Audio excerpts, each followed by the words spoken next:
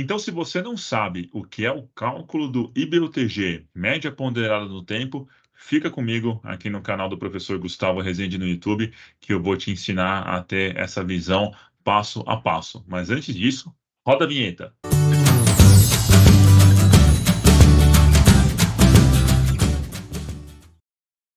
Então, pessoal, esse é um recorte do meu curso de higiene ocupacional, onde eu trato do agente físico calor, principalmente no programa O Higienista, que é o programa onde eu tenho mais de 90 horas de curso gravados, com exercícios de higiene ocupacional, aulas com professores convidados, conteúdo novo todo mês, mentorias direto comigo e também ali para quem está prestando a prova da BHO, que quer prestar a prova da BHO para ser higienista ocupacional certificado, também nós temos lá um conteúdo direcionado para isso.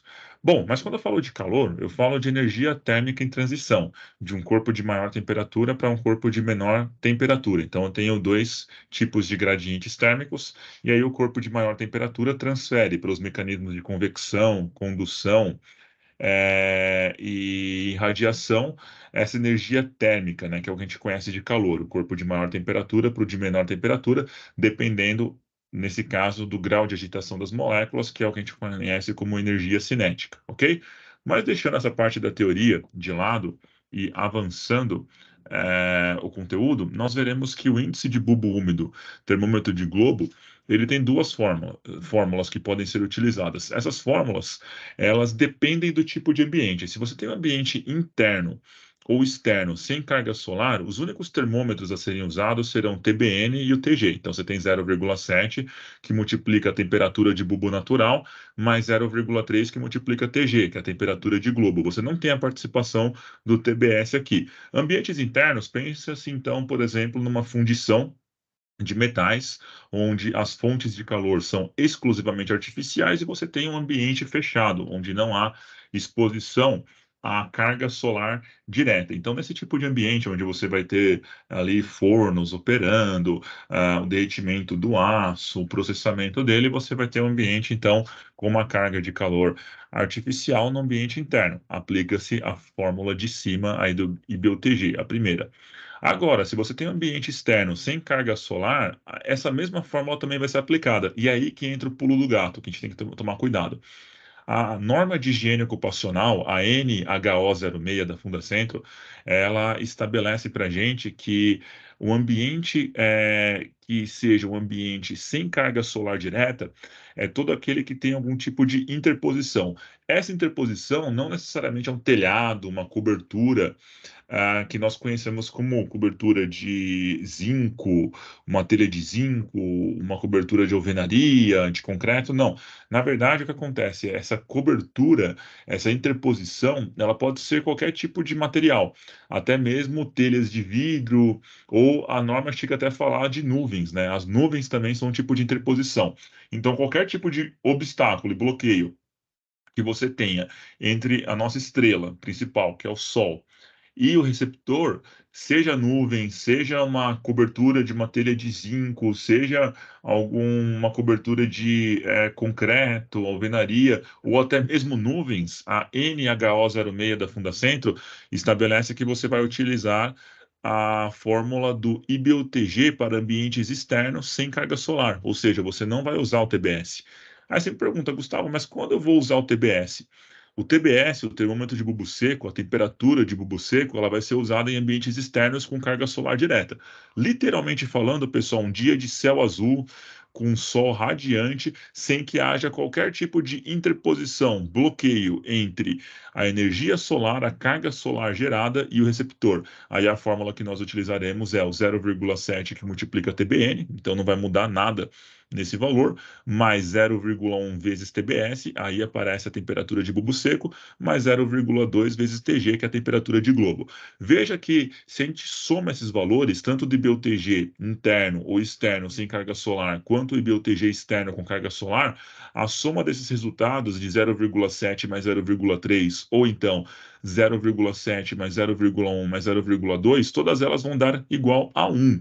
Então, nesse caso, você pode perceber que esse valor equivale a 100%. Se eu pegar 1 e multiplico por 100, vai dar 100%. Então, eu posso dizer que o peso do TBN na equação é de 70%. O TG, o peso dele varia. No ambiente interno ou externo sem carga solar, essa temperatura tem um peso de 30% no cálculo. Já em ambiente externo com carga solar, esse peso será de 20%.